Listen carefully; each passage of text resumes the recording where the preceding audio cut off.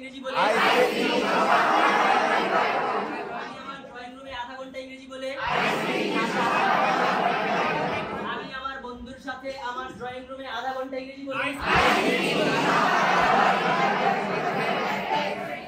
যেটাকে আমরা বন্ধু বান্ধব বলি, এর মধ্যে কিন্তু তফাৎ আছে, নাহলে বিপদে পড়বেন সামনে। জিজ্ঞাসা করলো যে তোমার কয়জন বান্ধবী ছিল? যদি বলেন I had a lot of girlfriends,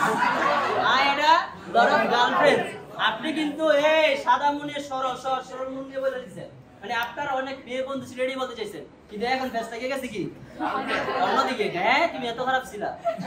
তাহলে বলেন ফিমেল ফ্রেন্ডস, মেয়ে বন্ধু কি? আর ছেলে বন্ধু? ছেলে বন্ধু। আর বয়ফ্রেন্ড গার্লফ্রেন্ড অন্য ব্যাপার। বাংলা বাক্যে যদিও প্যাটার্নটা এক ধরনের, ইংরেজিতে কিন্তু ভিন্ন। প্রথমে ইংরেজিতে বসাবো সাবজেক্ট, তারপর দিব ভার্ব, তারপর দিব অবজেক্ট। কি দিব? অবজেক্ট। কি দিব? তারপর দিব আমরা এক্সটেনশন। কি দিব? এক্সটেনশন। এক্সটেনশন মানে হচ্ছে অতিরিক্ত অংশ। তাহলে সাবজেক্ট ভার্ব অবজেক্ট দিব। কি দিব? Subject verb object. আর এক্সটেনশনের ব্যাপারটা যেহেতু অনেক বিশাল বড়, তাহলে এটা নিয়ে কোনো টেনশন করার দরকার নাই। সাবজেক্ট ভার্ব অবজেক্ট বসাই এক্সটেনশন আপনি এদিক সেদিক করে দিতে পারবেন। আমি এখানে একটা লম্বা বাক্য লিখেছি, এটা একটু আমরা বলবো।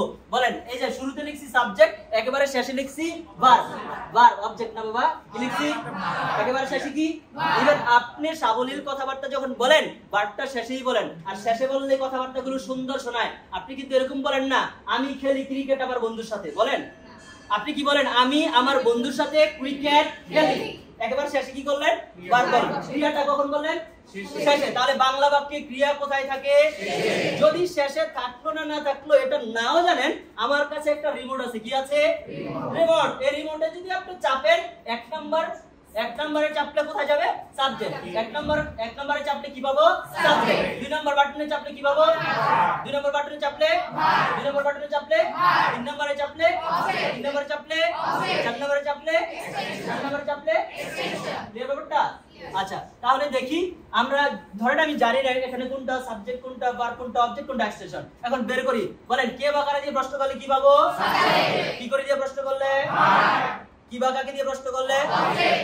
কোথায়, কখন, কেন, কিভাবে, কাকে, কোথা হতে, কোন দিকে, যত ধরনের কোশ্চেন আছে সব এক্সটেনশন দিবে। তাহলে আমরা মোটামুটি জানি যে 99% শিওর বাংলা বাক্য ক্রিয়া শেষে থাকবে, তাও আমরা যাচাই করে করে যাব এখানে।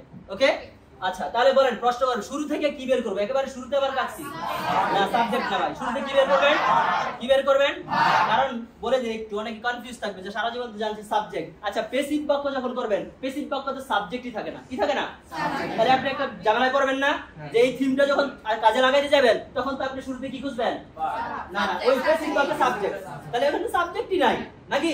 তাহলে না থাকলে ঝামেলা। তাহলে আমি যে স্টাইলটা দিচ্ছি আপনার পৃথিবীর যত বাংলা বাক্য বলেন কাজে লাগবে। ওকে, তাহলে শুরুতে খুঁজে বের করব ভার্ব। কি খুঁজে বের করব? কি খুঁজে বের করব? তাহলে ভার্ব খুঁজে বের করতে হলে কি দিয়ে প্রশ্ন করতে হবে? কি করি। কি দিয়ে প্রশ্ন করব? কি দিয়ে প্রশ্ন করব? তাহলে বলেন, কি করি? বলি। কি করি? বলি। আচ্ছা, বলবেন, ইংলিশ শিখবেন। আমরা কি রাইটিং কোর্স করি? লেখার, শোনার, পড়ার, কিসের? তাহলে মানে আপনি সাঁতার শিখবেন কিন্তু বাড়িতে নামবেন না, সাঁতার শিখে যাবেন। তাহলে ভাষা শিখবেন, মুখে বলবেন না, শিখে যাবেন। তাহলে কি করতে হবে? বলাটা হয়তো আসতে হয়েছে, মনে হচ্ছে না এটাই আমার শেষ বলা। এটা কি শেষ বলা? বলেন, কি করতে হবে?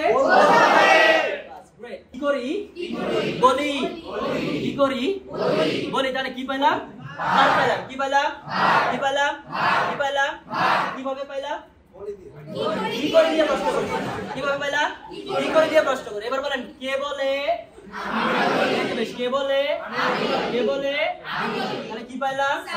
এই যে কে বা কারা।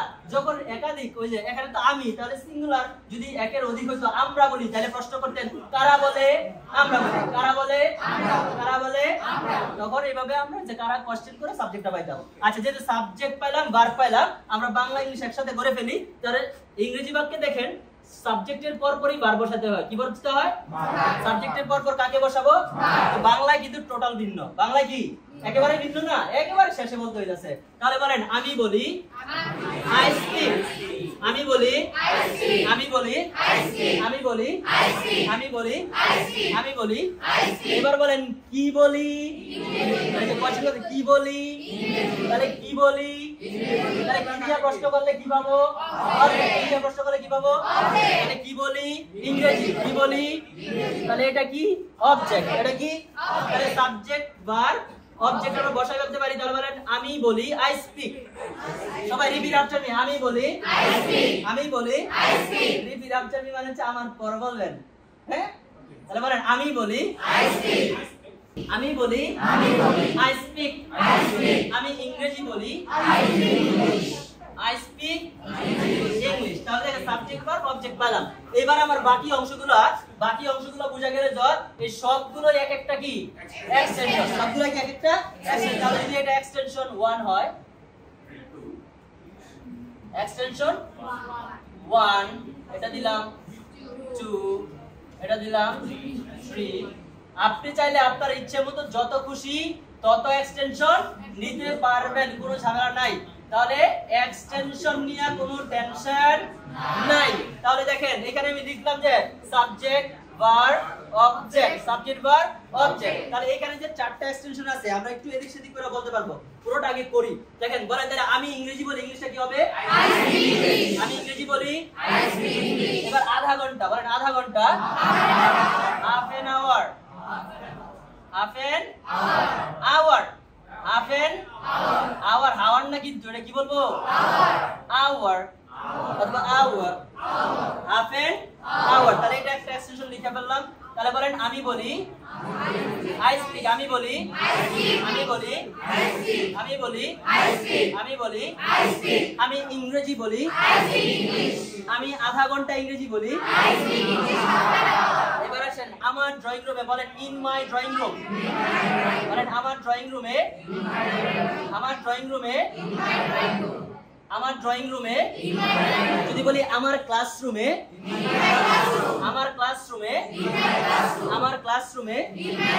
যদি বলি আমার দেশে, আমার দেশে, আমার দেশে। তাহলে এই যে একটা শিখবেন আর সদস্য বানাবেন। ওকে, তাহলে এটা এক্সটেনশন 2 দিয়ে দিলাম। আমার বন্ধুর সাথে,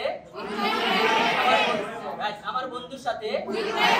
এবার যদি বলি আমার বন্ধুদের সাথে, এবার কি হবে উইথ মাই ফ্রেন্ডস, আমার বন্ধুদের সাথে, আমার সহপাঠীদের সাথে, হ্যাঁ নেক্সট বলতে পারেন ক্লাসমেট বলতে পারেন। বাস। তাহলে বলেন আমার কলিগদের সাথে কি হবে, আমার কলিগদের সাথে, আমার বন্ধুদের সাথে, আমার ভাইদের সাথে, আমার বান্ধবীদের সাথে। এবার আমার চিন্তা করতেছে বিয়ে কোন দিয়েছে। আচ্ছা ছেলে বন্ধু, হ্যাঁ যেটাকে আমরা বন্ধু বান্ধব বলি, এর মধ্যে কিন্তু তফাৎ আছে, নাহলে বিপদে পড়বেন সামনে। জিজ্ঞাসা করলো যে তোমার কয়জন বান্ধবী ছিল, যদি বলেন I had a lot of girlfriends, I had a lot of girlfriends।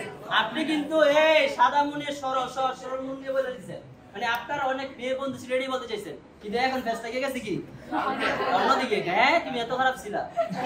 তাহলে বলেন ফিমেল ফ্রেন্ডস, মেয়ে বন্ধু কি আর ছেলে বন্ধু মেল ফ্রেন্ড, ছেলে বন্ধু আর বয়ফ্রেন্ড গার্লফ্রেন্ড অন্য ব্যাপার। যেটা বুঝলেন না, বুঝলি তাহলে আপনার বুঝা বললেন, বুঝা বললেন। হ্যাঁ ওকে, তাহলে এক্সটেনশন 3 আসেন।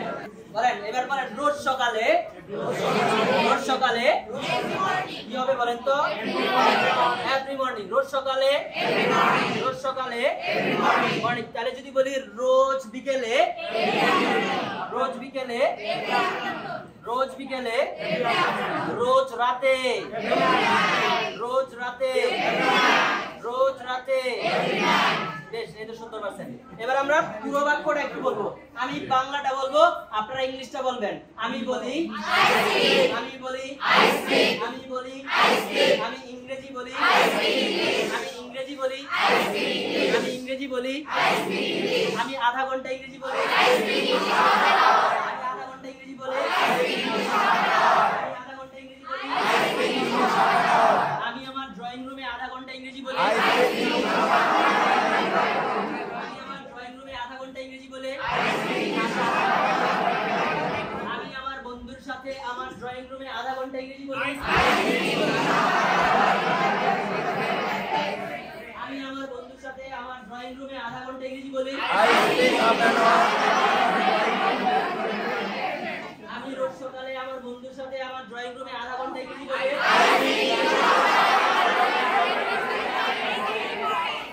আমি রোজ সকালে একসাথে হবে ভাই, একসাথে একসাথে আমি রোজ সকালে আমার বন্ধুর সাথে আমার ড্রয়িং রুমে আধা ঘন্টা ইংরেজি বলে,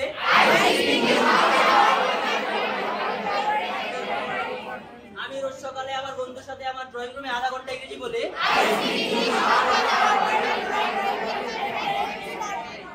আচ্ছা তাহলে এই যে এটা করলাম, এখন যদি আমি ভার্ব চেঞ্জ করে ভিন্ন ধরনের কথা বলি পারবো এখন?